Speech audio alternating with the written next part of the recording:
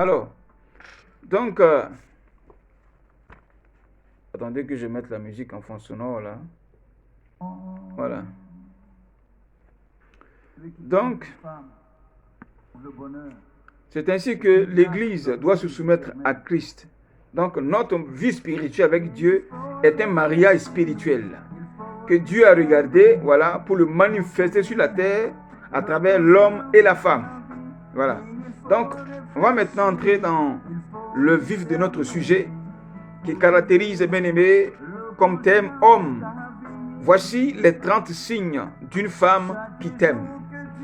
Pourquoi les 30 signes pour une femme qui t'aime? Parce que les femmes, voilà, depuis la création, Dieu créa Ève. Il l'amena vers Adam. Elle allait vers Adam, mais elle n'a pas parlé. Donc, la femme va toujours vers l'homme avec des signes, avec des codes. Bien aimé, c'est un mystère. Et si l'homme n'a pas un esprit de discernement, il ne peut pas, bien aimé, décoder le code de la venue de la femme. Pourquoi est-ce qu'elle est là? Pourquoi elle se manifeste comme ça? Pourquoi elle se comporte comme ça? Si l'homme n'a pas un esprit révélateur, il ne peut pas comprendre la femme et savoir que cette femme-là, la femme la t'aime. Voilà pourquoi elle se comporte comme ça. Il ne peut pas savoir ça. Donc, ce sont, bien aimés, ces signes que je voudrais révéler ici. Donc, la femme va vers l'homme, mais elle ne parle pas. Elle porte des actes. Elle a un comportement, elle a un langage. Tout ça, ce sont des signes qu'elle présente. Donc, bien aimé, ce sont ces signes-là que je viens te révéler.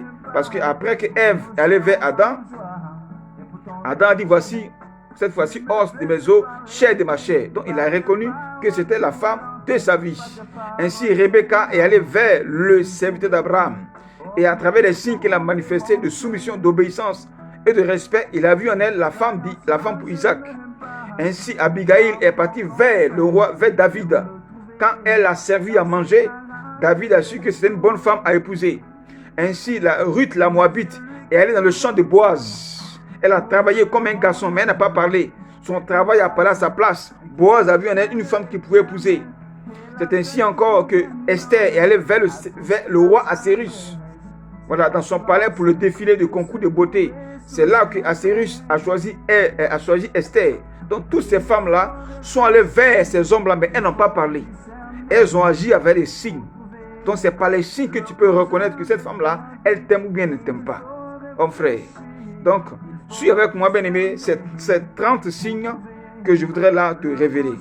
Alors, cher frère, la femme qui t'aime, voilà, la femme qui t'aime, elle reconnaît ton autorité sur elle.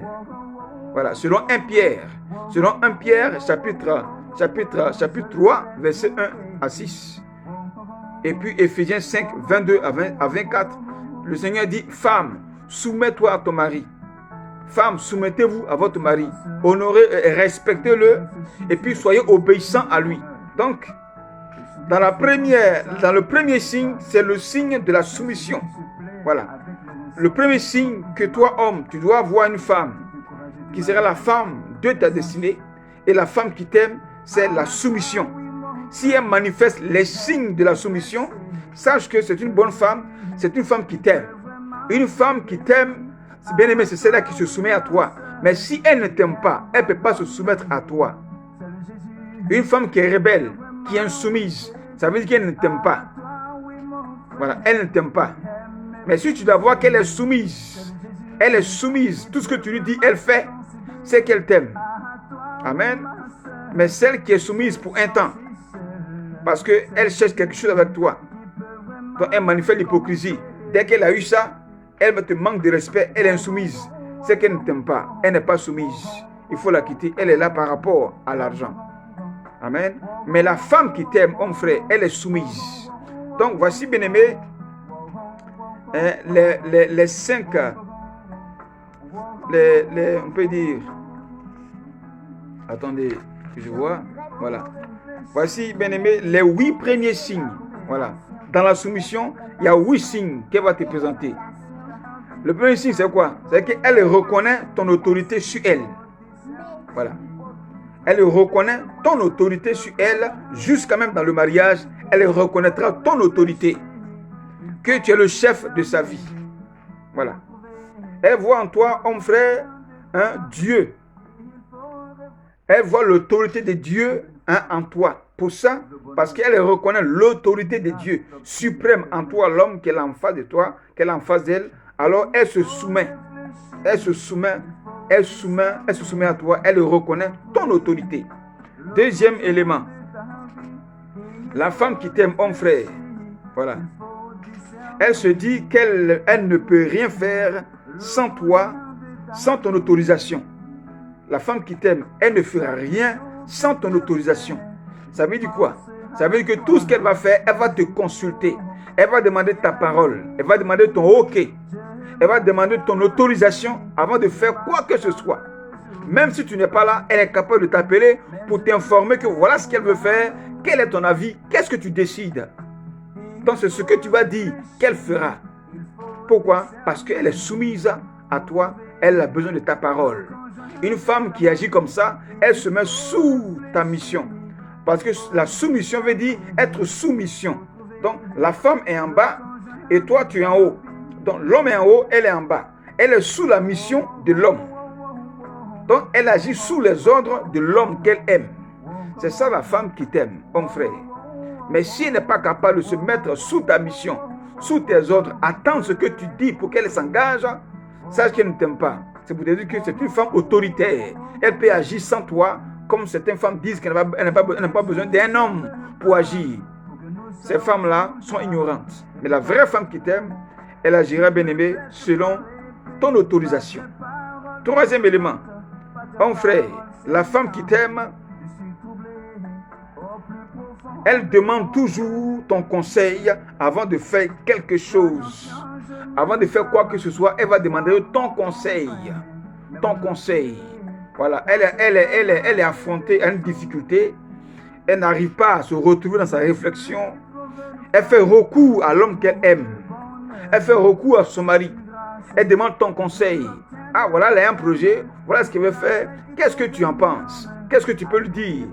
Quelle est la direction que tu peux lui donner? Ça, c'est la femme qui t'aime.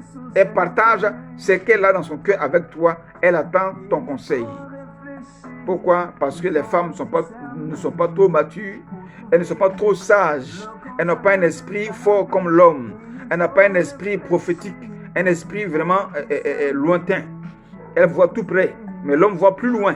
Donc l'homme peut discerner la volonté de Dieu dans son projet. L'homme peut discerner les dégâts. Voilà. L'homme peut discerner le bien et le mal dans le projet de la femme. Donc elle attend le conseil de l'homme qu'elle aime. Elle attend le conseil de son mari avant de s'engager. Voilà. Quatrième élément. La femme qui t'aime. Qu'est-ce qu'elle va faire? Elle ne va pas contre tes ordres. Voilà. Elle n'ira pas contre tes ordres. Tout ce que tu vas dire, elle sera bien aimée soumise à le faire. Elle ne va pas se mettre à discuter avec toi par rapport à ce que tu vas décider qu'elle doit faire. Voilà. Elle ira toujours selon tes ordres. Elle fera tout selon tes ordres. Voilà. Ça, c'est le quatrième élément. Cinquième élément, la femme qui t'aime, homme frère, elle n'est pas rebelle ni autoritaire. Elle n'est pas rebelle ni autoritaire. Pourquoi? Parce que la femme rebelle, en effet, la rébellion, un rebelle, c'est celui qui va contre l'autorité, qui va contre le chef. Voilà. Un rebelle, c'est celui qui va contre le chef, contre l'autorité. Mais la femme qui t'aime ne sera pas rebelle à toi. Elle va se soumettre toujours à ton autorité. Elle craint Dieu, elle respecte l'autorité de Dieu en toi. Donc elle ne sera pas rebelle et elle ne sera ni autoritaire. Parce qu'une femme rebelle devient autoritaire, toujours. Et une femme autoritaire prend toujours l'autorité sur l'homme. Donc elle commande l'homme, elle dirige l'homme. Pour elle, l'homme doit faire ce qu'elle veut parce que l'homme l'aime. Non, femme, pas parce qu'un homme t'aime qu'il doit faire ce que toi tu veux. Et parce que ce n'est pas toi qui es le chef, ce n'est pas toi qui décide. C'est toi qui es appelé à être aide.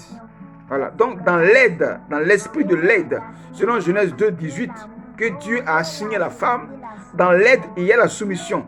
Tu ne peux pas être une aide et puis être autoritaire à un homme. Tu ne peux pas être une aide pour un homme et puis être rebelle à un homme. Une femme d'aide est soumise, elle est respectueuse, elle est obéissante. Elle n'est pas rebelle, elle n'est pas autoritaire. Amen.